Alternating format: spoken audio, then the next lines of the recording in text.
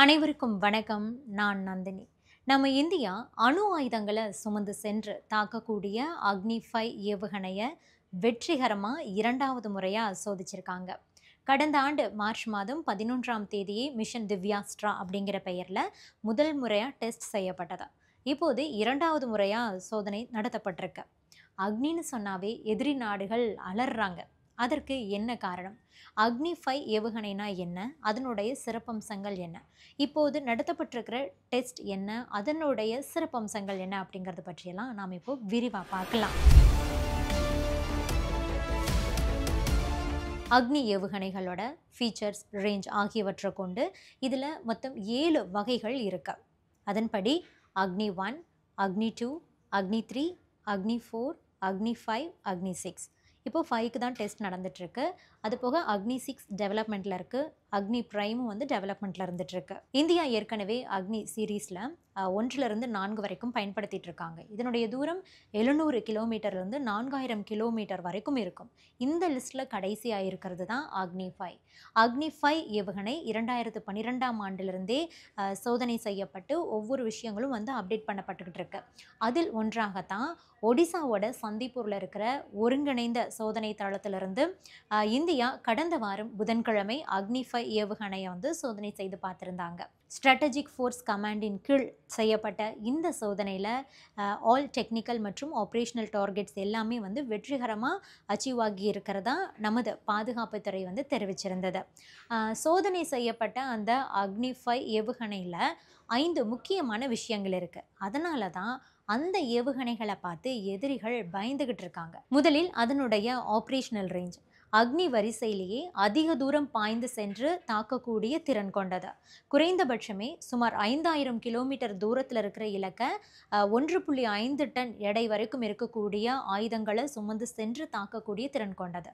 இந்த அக்னி 5 ஏவுகணையுடைய பேலோடு இன்னுமே குறைக்கப்படும் போது அதனுடைய ஆப்ரேஷனல் ரேஞ்ச் இன்னும் 8000 கிலோமீட்டரையும் தாண்டி இருக்கும். ஆசியாவுடைய பெரும்பாலான பகுதிகள், ஐரோப்பா மற்றும் ஆப்பிரிக்காவோட சில பகுதிகளில் கூட இந்த ஏவுகணை பாய்ந்து தாக்கக்கூடிய திறன் கொண்டது. ஆக இது முக்கியமான ஒரு விஷயம்.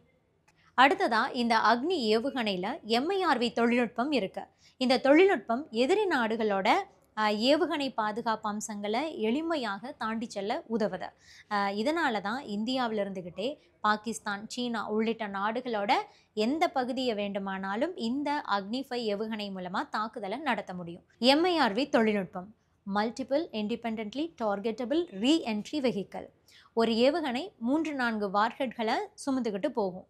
அப்படி போகும்போது ஒரே நேரத்தில் அந்த வார்ஹெட்ஸ் எல்லாமே வெவ்வேறு திசையில் இருக்கக்கூடிய டார்கெட்களை நோக்கி வெவ்வேறு வேகத்தில் சென்று தாக்கி அழிக்கக்கூடிய திறன் கொண்டதாக இருக்கும்.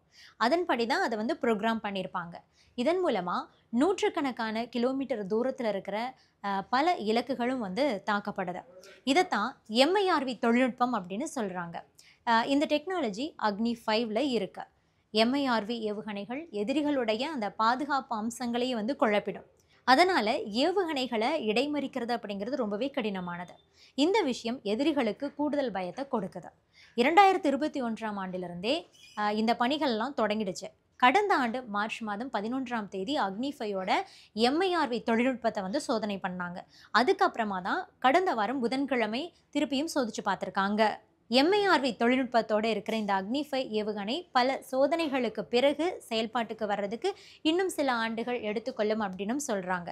இந்த MIRV தொழில்நுட்பம் மூலமாக அமெரிக்கா, ரஷ்யா, சீனா, இங்கிலாந்து மற்றும் பிரான்ஸ் இந்த நாடுகள் கிட்ட மட்டுமே இருந்த அந்த அதிநவீன MIRV தொழில்நுட்பம் தற்போது நம்ம இந்தியா கிட்டேயும் இருக்குது அப்படிங்கிறத நாம் இங்கு குறிப்பிட்டு சொல்லணும். அடுத்ததாக 3வது காரணம் அக்னி 5 ஏவுகணை பார்த்தீங்கன்னா கனிஸ்டர் அப்படின்னு சொல்லப்படக்கூடிய ஒரு மூடிய கலன் கண்டெய்னர் மாதிரியான அமைப்பில் இருந்து தான் ஏவப்படுது.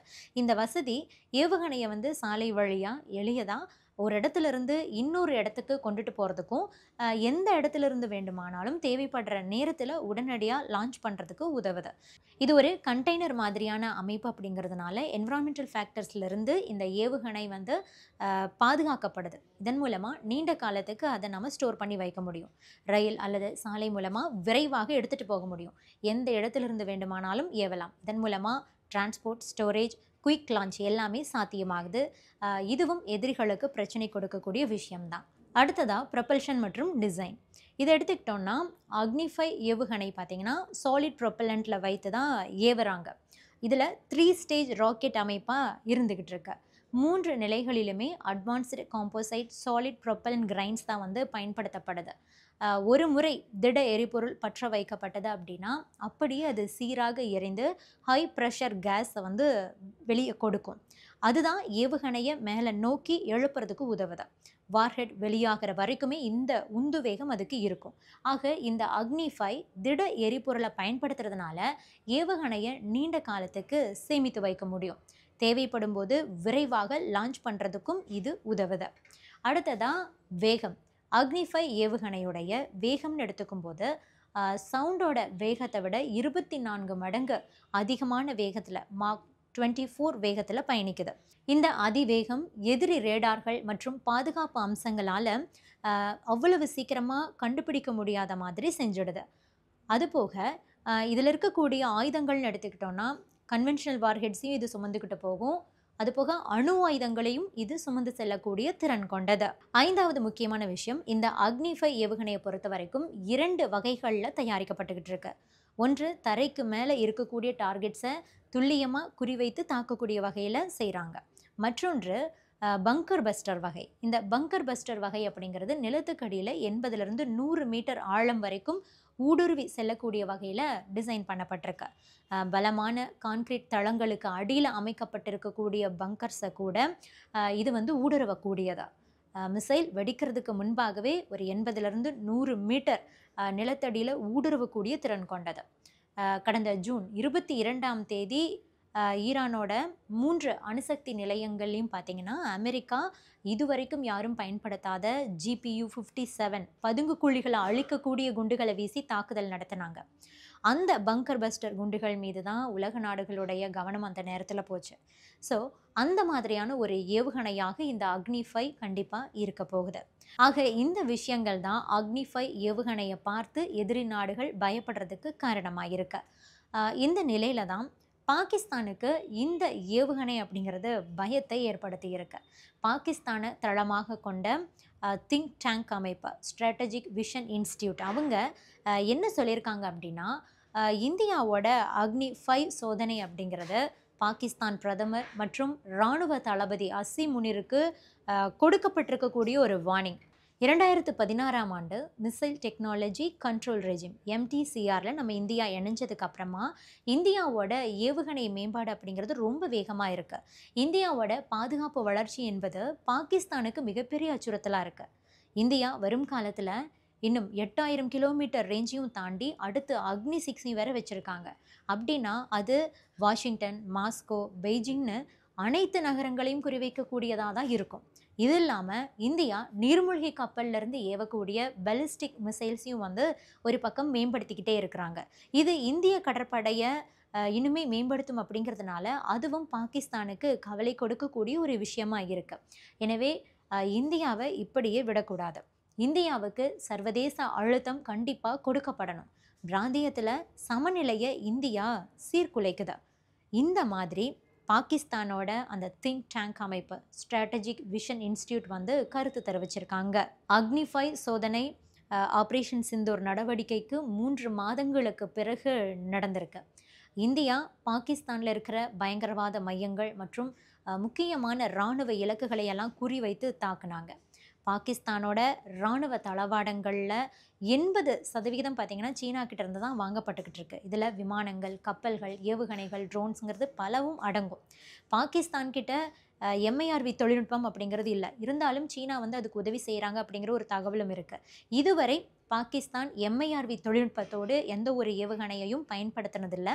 ஆனால் தற்போது நம்ம இந்தியா இந்த அக்னி 5 ஏவுகணையில் MIRV தொழில்நுட்பத்தை வந்து பயன்படுத்துகிறாங்க.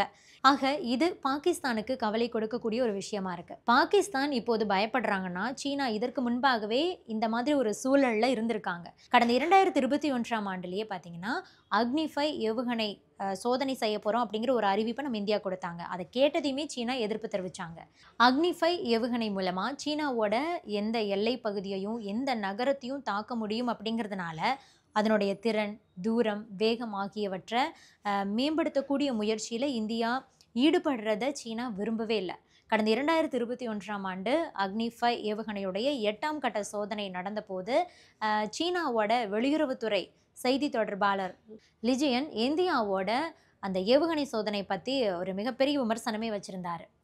என்ன சொல்லியிருப்பாருன்னா, இந்தியா அணு ஆயுத ஆற்றல் கொண்ட அந்த அக்னி 5 ஏவுகணையை வந்து சோதனை செய்ததுக்கு எதிராக ஐநா பாதுகாப்பு கவுன்சிலோட 1172 விதி இருக்கு. இது தொடர்பாக அந்த விதியில் சில முக்கிய பிரிவுகளும் உள்ளது. இந்தியா 1998 அணு ஆயுத சோதனையை மேற்கொண்டாங்க. அதற்கு பிறகு 1998 ஐநாவுடைய பாதுகாப்பு கவுன்சிலில் 1172 விதி எண் அந்த பிரிவு வந்து கொண்டுட்டு வரப்பட்டது. அதன்படி பாகிஸ்தானும் இந்தியாவும் உடனடியாக அணு ஆயுத சோதனைகளை செய்கிறத நிறுத்தி கொள்ள வேண்டும். அணு ஆயுத ஆராய்ச்சிகளை செய்கிறதும் சரி, அணு ஆயுத ஏவுகணைகளை தயாரிக்கிறதையும் வந்து கண்டிப்பாக அவங்க நிறுத்திக்கணும்.